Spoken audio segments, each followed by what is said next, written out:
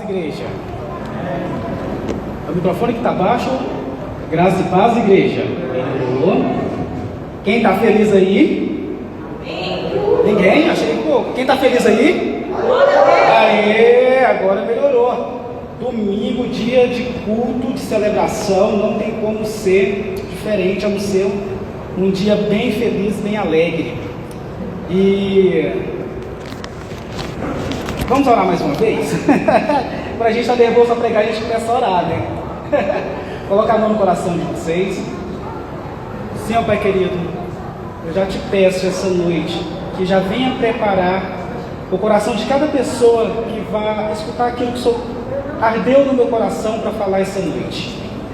Eu sei de que eu não sou digno, eu sei que eu sou cheio de falhas, mas são essas pessoas que o Senhor usa para transformar outras vidas, através da identificação de histórias, através do teu poder, e é dessa forma que a tua glória resplandece na vida de cada um. Que tudo aquilo que for dito aqui essa noite, ó Pai, possa ser para te honrar, possa ser para te glorificar, e que eu possa ser essa noite um instrumento, mais uma vez, da glória do Senhor, para a libertação, para a cura, para a edificação, e que a tua igreja possa receber tudo isso, ó Pai, para a honra e glória do Senhor. Amém. Pode abrir a palavra de vocês lá no livro de Gálatas. Gálatas 5.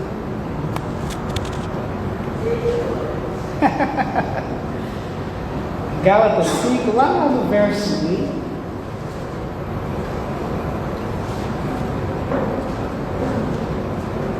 Amém?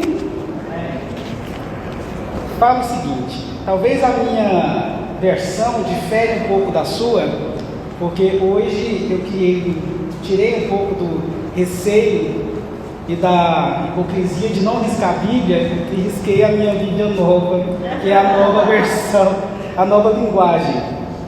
E essa versão está falando o seguinte: Cristo nos libertou para que nós sejamos realmente livres. Por isso, continuem firmes como pessoas livres e não se tornem escravos novamente. Prestem atenção. Eu, Paulo, afirmo que se vocês deixarem que os circuncidem, então Cristo não tem nenhum valor para vocês. Repito, isto mais uma vez, para qualquer homem que deixar que o circuncidem, esse homem é obrigado a obedecer a toda a lei. Vocês que querem que Deus aceite porque obedecem à lei, estão separados de Cristo e não têm a graça de Deus.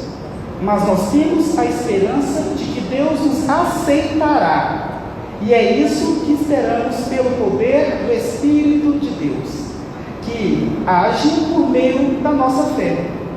Pois, quando estamos unidos com Cristo Jesus, não faz diferença nenhuma estar ou não estar circuncidado. O que importa é a fé que age por meio do amor. Eu confesso para vocês que não era essa palavra que eu tinha pensado em estar falando hoje, porque todas as vezes quando eu vou ministrar, eu sempre falo que eu gosto de ministrar aquilo que eu estou vivendo, e a gente passa a semana, um mês inteiro, na verdade, quando sair a escala das ministrações, o que a gente vai estar falando, o que a gente vai estar trazendo para poder edificar a igreja. E eu tinha pensado, estava estudando muito o livro de Samuel, onde fala muito da história de Ana, sobre muito perseverança, que até foi falado um pouco hoje, na hora que a gente estava ali no nosso momento de dinâmica de discipulado. E eu tenho vivido muito essa parte de perseverança, de busca, de tentar crescer mais em Cristo, aumentar a minha espiritualidade, estar quebrando aquilo que ainda não morreu do Gleidson, aquilo que ainda precisa ser convertido pela graça do Espírito Santo de Deus. E eu tinha feito todo um texto em cima disso, e aí essa noite, 2h40 da manhã, Deus vai e me acorda mais uma vez. Tive até uma discussão com ele, porque já é a terceira vez que ele me acorda pela madrugada para me dar uma palavra. já que ele teve a semana inteira, gente, porque 2h30 da manhã, né, no pleno sábado. E quando eu li esse livro, essa passagem do livro de Gálatas, eu fiquei remoendo, até quase 8 horas da manhã, e teci aqui algumas palavras que quero partilhar com vocês. E essa carta, quando foi escrita por Paulo, o objetivo principal que Paulo escreveu essa carta aos Gálatas foi porque quando o Evangelho de Cristo começou a se propagar pelo Império Romano, que foi um pessoal que ainda não tinha conhecido face a face a Cristo como Salvador deles, logo surgiu algumas, digamos que, discussões entre os povos, entre os judeus e entre os gentios, porque era o costume judaico, pela lei judaica que veio lá de Moisés, que era necessário que o homem fosse circuncidado. E as pessoas falam assim: não, mas para você ser cristão, para que você possa ser aceito por Deus, para que você possa buscar a salvação, é necessário que você seja circuncidado, senão não vai funcionar. E lá em Atos dos Apóstolos deixa muito claro, com a riqueza de detalhes, toda essa quebra, esse começo de quebra de religiosidade que o cristianismo nos traz. Não sei qual foi sua origem evangélica, se você foi de origem de outra religião, mas pelo menos eu fui criado na denominação católica, e eu fui criado da seguinte maneira: de que eu tinha que fazer tudo conforme estava sendo dito no catecismo da Igreja Católica, porque senão Deus estaria como um velhinho sentado em uma poltrona com uma varinha na mão, que cada vez que eu não obedecesse aquilo que Ele queria, eu ia levar uma chicotada. Em resumo, eu fui criado por uma doutrina de religiosidade. Não me explicavam o porquê que eu tinha que fazer aquilo, porquê que aquilo estaria desagradando a Deus. Eu tinha que cumprir, ponto e acabou. Eu sou da área do direito, e acredito que hoje eu tenho mais um colega aqui de profissão, né? E a gente vai e sabe que quem é legalista tem que fazer tudo aquilo que está conforme a lei. Quem é do direito público igual a mim, a gente é obrigado a fazer justamente aquilo que está escrito na lei, que a gente vai chamar isso de poder vinculado. Nós estamos totalmente vinculados, totalmente presos, sem poder nenhum de escolha de realizar uma outra atividade a não ser aquela. E muitos de nós, acredito que a maioria de nós aqui, fomos criados com essa concepção. E Paulo vai e escreve essa carta aos Gálatas como uma resposta a essas algumas teorias. Eu estava lendo alguns livros para poder colocar nesse esboço. Eles vai e colocam como algumas falsas doutrinas, mas eu acho muito pesado falar falsas doutrinas, porque não existe falsas doutrinas no meu entendimento. Eu entendo que há um entendimento diverso daquele que é o meu. Então Paulo vai e começa a dar uma nova visão para aquilo que a nossa igreja acredita, que é a graça de Cristo Jesus. E entre essas diversas experiências relatadas por Paulo, nos mostra que Abraão aceito por Deus, não foi por causa de suas obras, mas porque teve fé em Deus. E ele encerra essa carta de Gálatas falando sobre a liberdade que as pessoas têm de crer em Cristo, e é com essa liberdade que nós nos tornamos uma verdadeira vida cristã. E foi a partir daí que surgiu o restante do meu texto, no qual eu coloquei o tema: verdadeiramente libertos em Cristo Jesus. E quando eu comecei a escrever sobre isso, eu confesso para vocês que o coração ardeu um pouquinho mais apertado, porque falar sobre graça em uma plateia, né, digamos assim, com o pastor Samir, com pastora Mônica e pastora Márcia, que são experts em graça, a gente se sente assim numa banca de mestrado.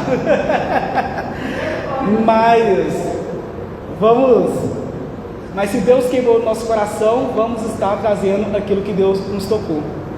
E a primeira concepção que Deus me fez colocar é que muitos de nós pensam que graça é o mesmo que baderna, que graça é o mesmo que eu posso fazer tudo, que graça é tudo posso, e esquece da segunda parte, que nem tudo me convém. Graça não significa você não ter compromisso. Nunca devemos pensar de equilibrarmos a graça falando com lei, comparando graça com lei. A lei, ela é entendida como um ministério de morte, mas a graça é uma nova aliança em Cristo que nos dá uma vida. É impossível equilibrar morte com vida.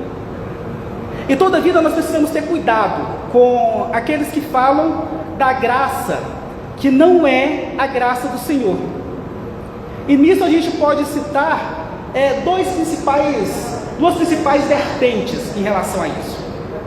Existe uma vertente ou algumas pessoas que pensam que aqueles que pensam que a graça é provisão para a falta de compromisso com Deus e com a igreja. Desculpa a expressão, mas as pessoas que têm esse pensamento, elas ainda não conseguiram entender o que é graça, e muito menos conseguiram experimentar a graça que vem de Deus. Por que você fala isso, pastor? Daqui a pouco nós vamos saber. Existe já um segundo tipo de pessoas, que é aquelas pessoas que pensam na graça como universalismo. O que seria esse universalismo? Eles dizem que por causa da graça, todos nós já estamos salvos, e isso chega, eu não preciso fazer mais nada, salvo estou, posso fazer tudo, aquela parte da libertinagem que há pouco eu falei para você. E a palavra de Deus nos mostra que a graça, ela é uma pessoa, e a graça é Cristo. A graça é uma pessoa, e essa pessoa é Cristo. Se a gente for buscar lá no primeiro capítulo de Gênesis, fala que Deus era o Verbo, e Cristo é o Verbo que habitou entre nós. Lá em João 1,16, fala que porque todos vós temos recebido de sua plenitude graça sobre graça, porque a lei foi dada por intermédio de Moisés, a graça e a verdade vieram por meio de Jesus Cristo. Cristo, Ele é o suprimento de todas as nossas necessidades. Aqueles que vivem segundo a lei, a gente começa a exaltar as pessoas por aquilo que elas teoricamente conquistam por meio de suas próprias forças. Existe aí algumas pessoas que elas se acham santas demais, e por essa santidade elas conseguem convencer a Deus de ter as coisas que elas tenham conquistado.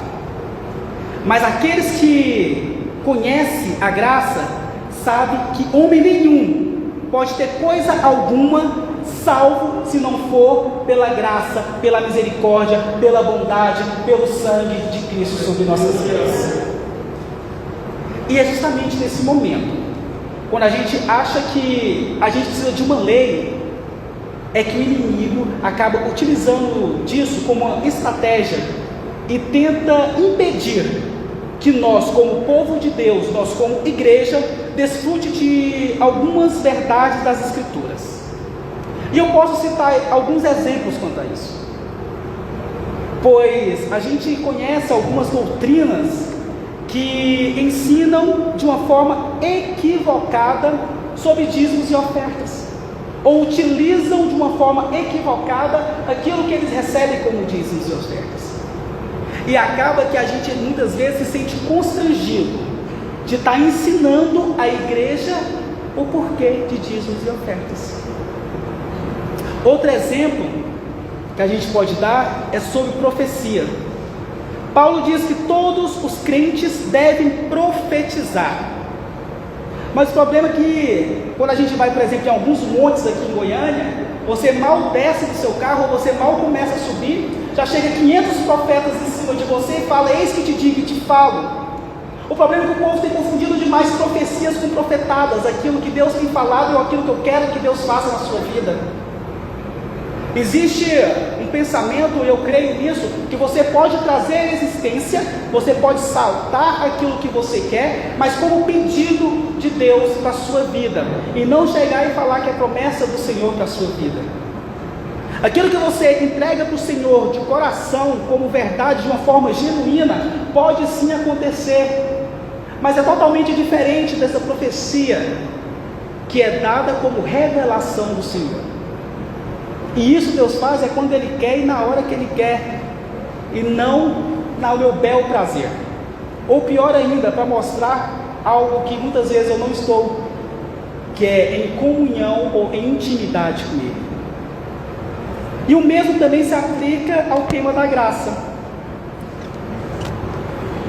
O tema da graça de Deus tem sido tomada para justificar, muitas das vezes, o mundanismo e o descomprometimento espiritual. Mas o nosso compromisso aqui como comunidade cristã Renascer é de não nos deixar intimidar por causa dessas distorções da palavra de Deus. Por isso que a gente sempre fala que nós somos uma igreja bíblica. Tudo aquilo que você ouvir aqui no púlpito, você pode ter certeza que vai ser baseado nas escrituras sagradas do Senhor.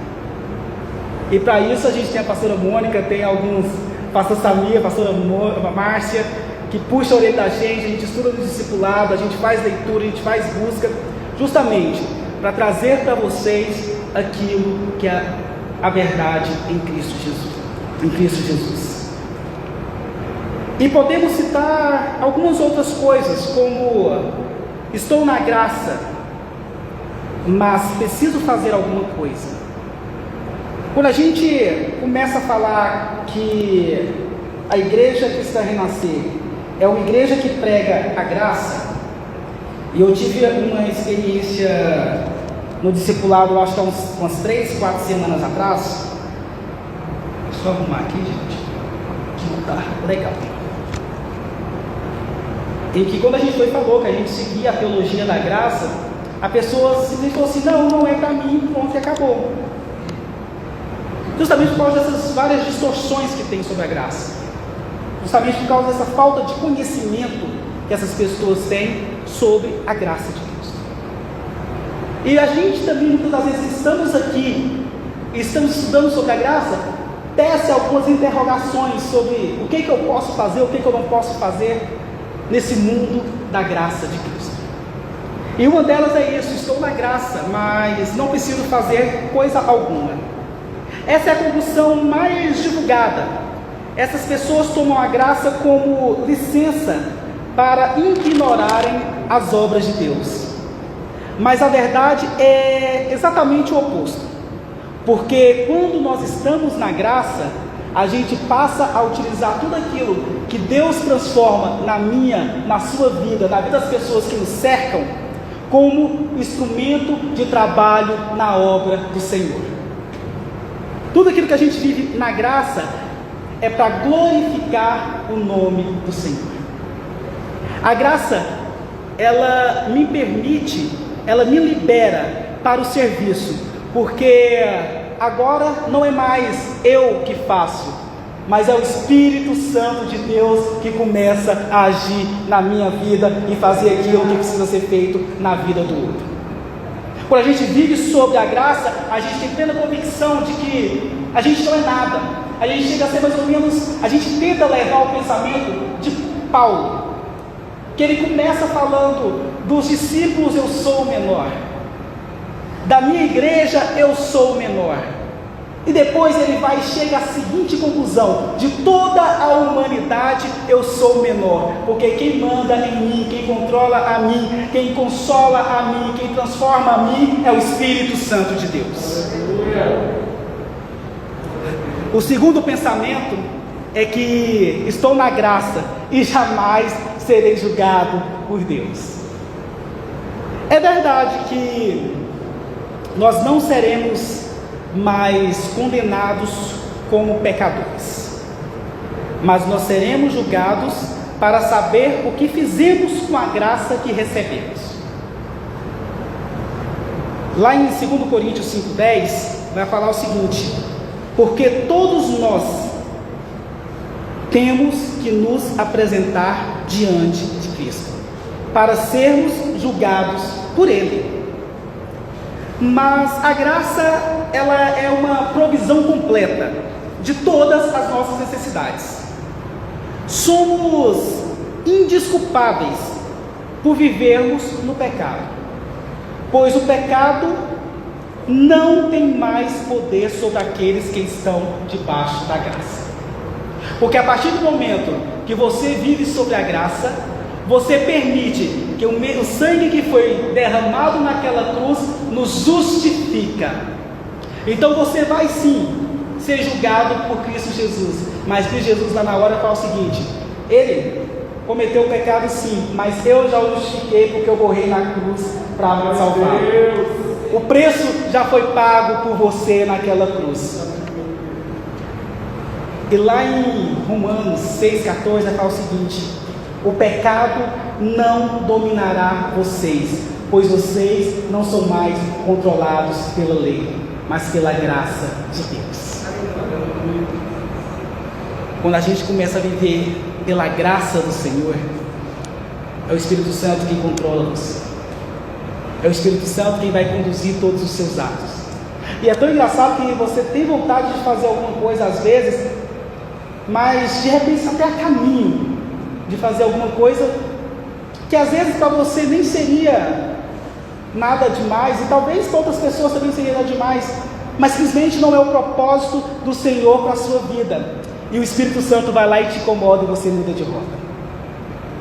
Muitas vezes você nem quer vir na igreja porque tem aniversário de alguma pessoa, tem alguma situação, mas o Espírito Santo queima, mate a saudade do pessoal, ele usa 1001 argumentos e te convence a estar aqui para cuidar de você de uma forma especial.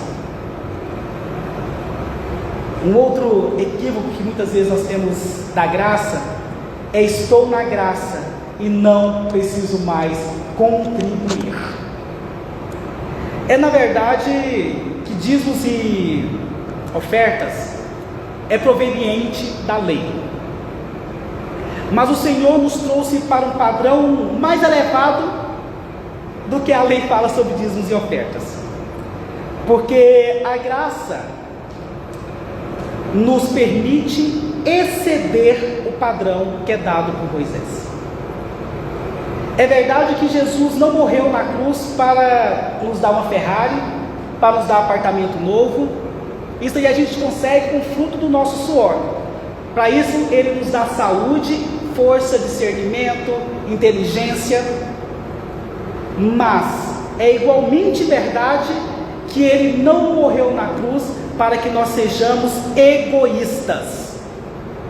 E o não ser egoísta nos permite que a gente ajude o próximo, que a gente faça aquilo que é um dos papéis da igreja, que é cuidar do órfão, da viúva e do necessitado. Então Paulo diz que a oportunidade de contribuir também é uma dádiva de quem vive sobre a graça. E isso é dito muito claramente lá no livro de 2 Coríntios 8,12. Os irmãos dali têm sido muito provados pelas aflições, porque têm passado, mas a alegria deles foi tanta, que embora sendo muito pobres, eles deram ofertas com grande generosidade. Afirmo vocês que eles fizeram tudo o que podiam, e com toda boa vontade. Quando a gente vive sobre a graça, você não dá essa importância com o seu próprio umbigo, mas você quer que a mesma graça que te alcança, possa alcançar as pessoas que ainda não conheceram a graça de Deus. E também é uma verdade: a graça de Deus aceita receber algo de nós. Um outro ponto também que é muito equivocado quando a gente está vivendo sobre a graça é que, já que eu estou na graça, por que eu preciso orar? Por que eu preciso orar? Eu sei que muitos transformaram a oração em uma lei, em simplesmente um rito. Tem gente que até começa falando sobre as mesmas coisas, né? Senhor, eu aqui de novo, minha vida foi isso, e eu quero te pedir isso, abençoa minha mãe, meu pai, amém. Faz disso uma lei. Mas a verdade é que a oração, para nós, quando a gente vive na graça, passa a ser uma necessidade. Se vocês mesmos me encontrarem no trânsito, não importa, eu não estou doido, tá? É porque eu sou doido de nascença, já sou doido, não estou. O carro está lá no último volume, geralmente em umas canções que não tocam aqui na igreja, porque eu gosto do tipo Cassiano, Lauriette e afins, aquele povo da gritaria, e eu estou gritando mais do que elas. E porque eu entendo que são nesses momentos, pelo menos o trânsito de Goiânia agride todo mundo, né? É um trem de louco. Então, em todos os momentos em que eu vejo que tem uma possibilidade de eu me distanciar ou de quebrar algo da graça do Senhor, eu começo a buscá-lo em oração, e louvor também em oração. E quando somos, e eu sei que muitos de nós transformam a oração em lei, mas é verdade que a oração é a nossa necessidade. Quando nós somos crianças, comer é uma lei. Se seu pai não te obrigar a comer, por exemplo, se a pastora Mônica não obrigar muitas das vezes a Laurinha a comer, ela não vai comer, ou vai comer só besteira, não vai comer aquilo que ela necessita. Mas quando a gente cresce, quando a gente amadurece, muitas vezes a gente vai tendo uma academia para ficar fortinho. O que a gente vai entender? Que a gente tem necessidade de nos alimentarmos com aquilo que o nosso corpo precisa. E no mundo espiritual é da mesma forma. O entendimento em relação à oração é da mesma forma. Às vezes você pode começar a ter o hábito de oração, porque o seu discipulador às vezes fala, leia a Bíblia hoje, ou faça uma tarefinha hoje. Mas com aquilo você vai criando gosto, vai criando necessidade, vai criando prazer. E quando você vê, do nada, você acorda de manhã, Senhor, obrigado por essa noite, então obrigado pela insônia. E algo que eu tenho aprendido muito com a oração é a sinceridade em Cristo. Porque antes eu pensava que era o seguinte, que as orações a gente tinha que colocar simplesmente as coisas boas. Obrigado pelo alimento, pela roupa. E eu tenho aprendido que oração, orar, pedir, ação, praticar, ação mesmo, né? Verbo de agir. É você colocar para fora tudo aquilo que tem no seu coração, seja suas angústias, seja seus pedidos, seja seus anseios, seja ele pequeno ou seja ele grande. A gente aprende muito na Bíblia, somente no Velho Testamento, as pessoas que literalmente se rasgavam para entregar a sua verdadeira e genuína oração a Cristo. Era por isso que a gente via tantas pessoas, tantas tribos, tantas nações sendo transformadas através de oração.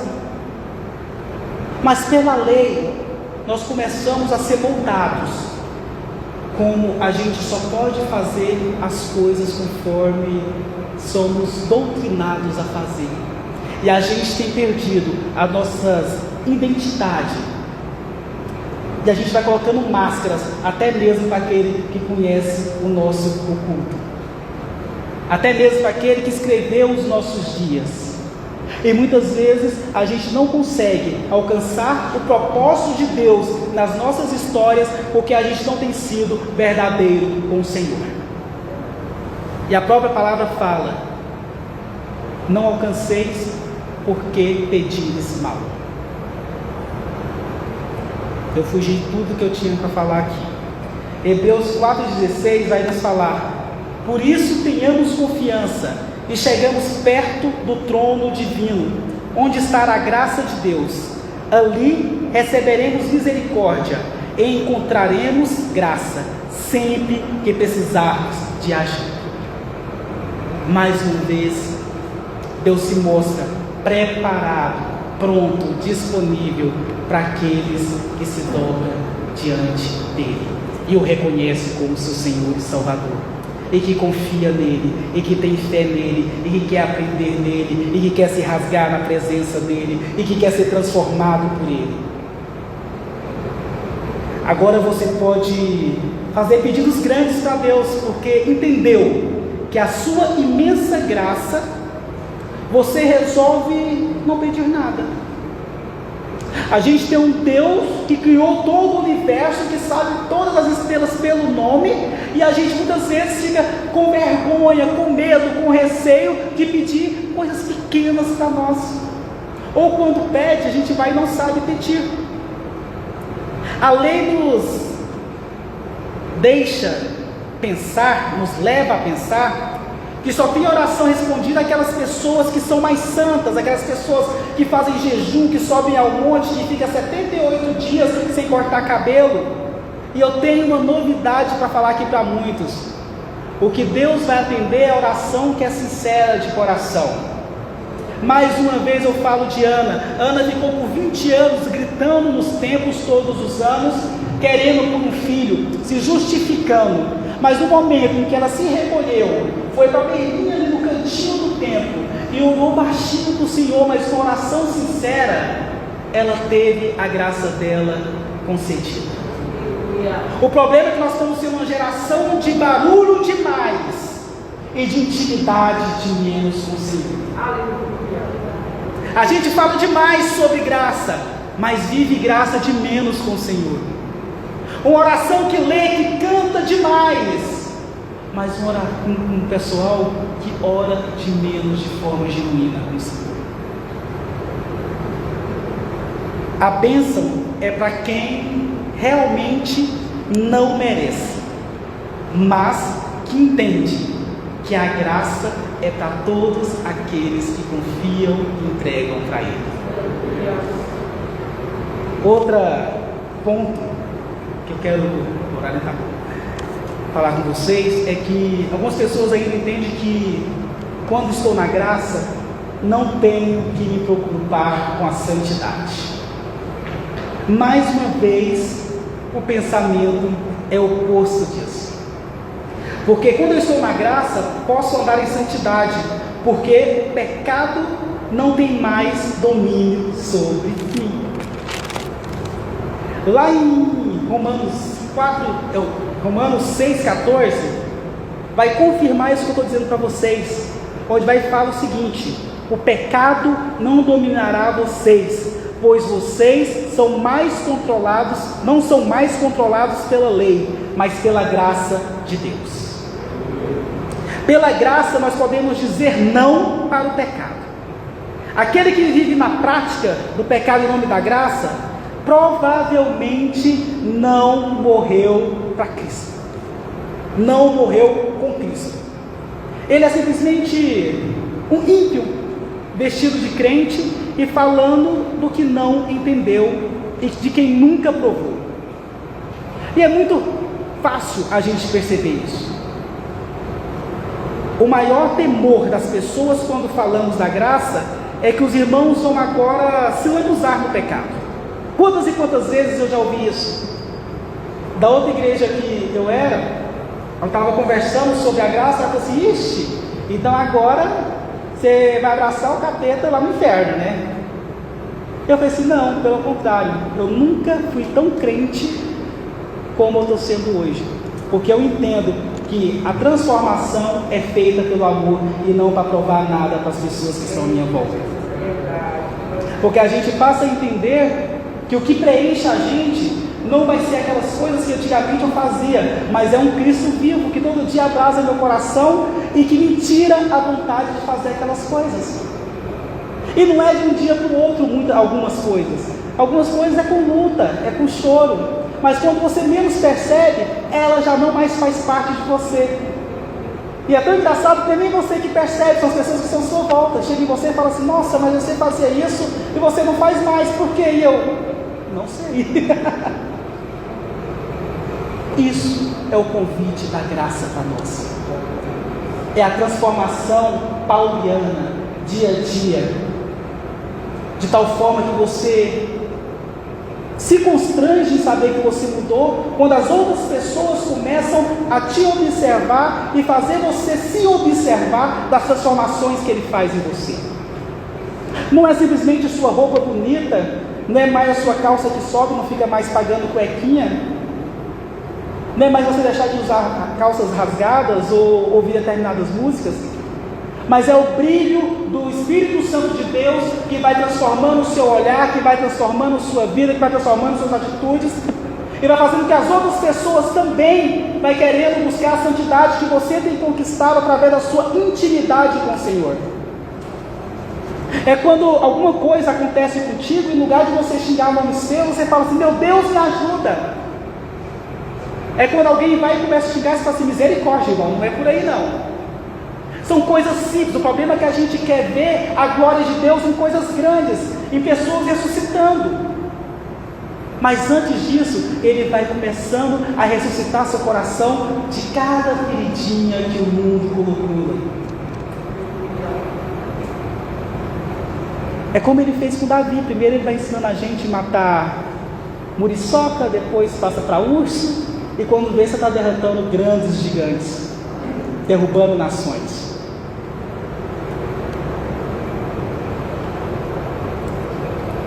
Paulo diz que a força do pecado é a lei. Quanto mais ensinamos a lei, tentamos levar pessoas à santidade, mas elas acabam caindo ao pecado. Quando mais as pessoas se sentem ameaçadas, mais difícil é vencer aquele seu pecadinho de estimação.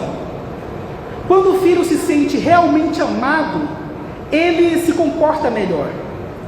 Quem não se sente amado, não tem como se comportar melhor. A graça de Deus não lhe permite pecar, mas ela te capacita a vencer aquele pecado que tem te dominado. A justificação implica em novo nascimento e mudança de natureza. Se dizemos que estamos na graça, nós provamos isso demonstrando que não queremos mais viver aquela vida de antes. E o grande convite que a graça nos dá, que ela nos faz, é viver em liberdade. E quando eu coloquei essa parte que é a final da mensagem, me veio muito o assunto da quinzena, na verdade, né? Que é sobre uma cantora gospel, que eu não vou falar, aliás, agora é ex-gospel, né? Que eu não vou falar o nome, que eu gosto muito, em que ela saiu do selo gospel e foi para o selo secular. E em uma das entrevistas dela, ela falou uma frase que eu achei fantástica, que ela falou assim, que ela como artista, ela poderia cantar o que ela quisesse, mas ela sendo cristã, ela teria liberdade para circular em todos os meios e mesmo assim continuar evangelizando da forma que Deus propôs para ela. O problema é que a gente tem identificado demais as pessoas por meio de selos. Estamos esquecendo de olhar essas pessoas como Deus olha, que é aquilo que o coração dela tem gerado na vida do outro. Lá em Gálatas 4, 8, 11, vai falar o seguinte sobre viver na liberdade. No passado vocês não conheciam a Deus e por isso eram escravos de deuses, que de fato não são deuses. Mas agora que vocês conhecem a Deus, ou melhor, agora que Deus os conhece, como é que vocês querem voltar para aqueles poderes espirituais fracos e sem valor? Por que querer tornar-vos escravos deles outra vez? Por que dão tanta importância a certos dias, meses, estações e anos? Estou muito preocupado com vocês. Será que todo o trabalho que tive com vocês não valeu nada? Paulo, na verdade, aqui dá um sermão naquelas pessoas de Galácia. Porque Galácia já era um povo que já conheciam a graça de Deus, já tinham experimentado o senhorio da graça do Senhor, e mesmo assim começaram a sentir falta de serem escravos. E nós também somos assim hoje. Quantas pessoas já passaram por aqui, pastor Mônica? Mais de 300, né, que a gente estava com esses dias. Hoje a gente não tem conseguido lotar 100 cadeiras. Porque somos, vira e mexe, eu falo isso nas ministrações, somos a geração do mimimi, em que a gente esquece de se permitir experimentar verdadeiramente o Senhor. Como Paulo mesmo fala, quem experimenta a Deus de verdade não consegue ser escravizado de novo. Quem experimenta uma liberdade em Cristo não consegue mais voltar para o aquário. Nem que para isso tem que fazer como Paulo e Silas, orar até aquelas paredes caírem, através da intimidade com o Senhor. Eu não sei quais são as paredes que têm atormentado você,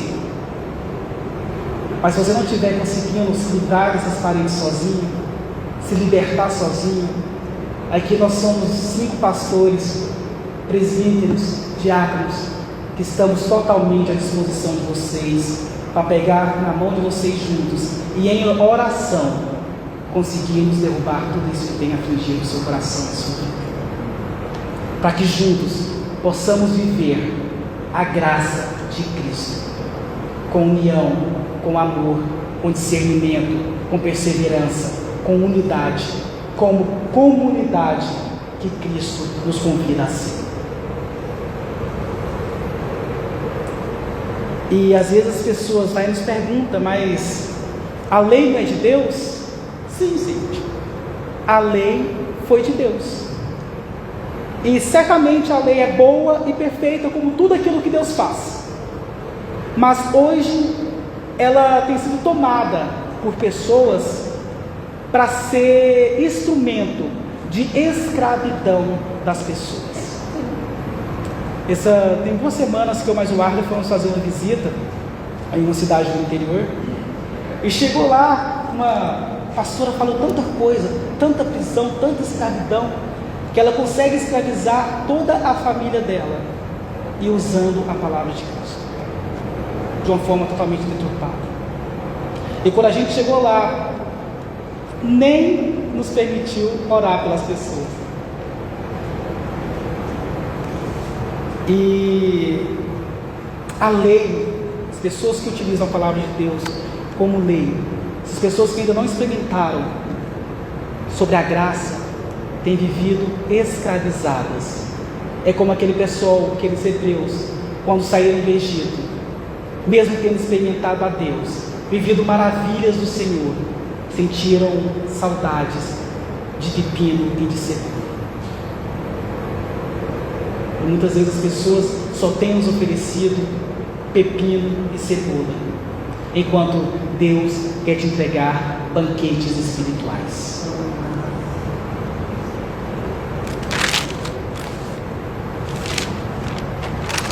Já vou lá para o final, porque no horário já se estendeu. Então o convite para essa noite é que nós possamos sair dessa visão de escravidão, dessa visão de religiosidade que tem te escravizado, essa visão de religiosidade que tem feito você muitas vezes se condenar, se martirizar. E a gente te convida a fixar os seus olhos naquilo que você tem feito em desconformidade com a lei, e que você possa largar tudo isso e começar a desfrutar da graça de Deus na sua vida. Não há mais julgamento para você. Pare de se prender na árvore do conhecimento do bem e do mal, porque o que Deus quer é que você passe a se alimentar da árvore do fruto da vida. E o fruto, a árvore do fruto da vida, nada mais é do que o próprio Cristo, aquele que te elegeu, aquele que te escolheu, aquele que te purifica e aquele que te justifica todos os dias da sua vida.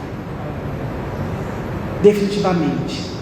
O convite que nós temos para você essa noite é que a partir de agora você possa viver livre e liberto em Cristo de toda acusação, de todo mal, de tudo aquilo que foi dito e que não era verdade.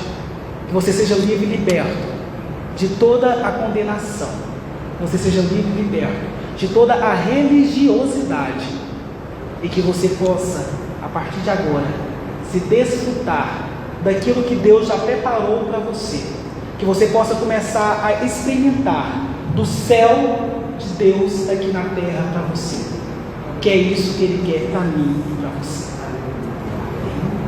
Vamos fechar.